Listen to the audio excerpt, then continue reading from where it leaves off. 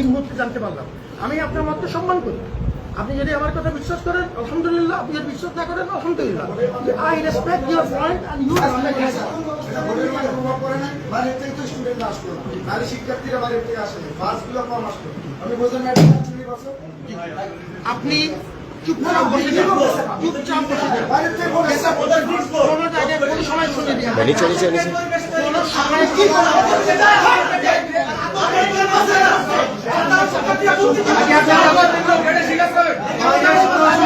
কি কিচ্ছু হবে আমি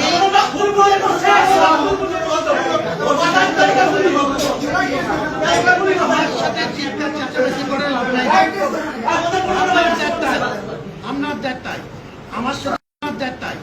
আমার সাথে চিৎকার চেঁচামেচি get interesting in dialogue.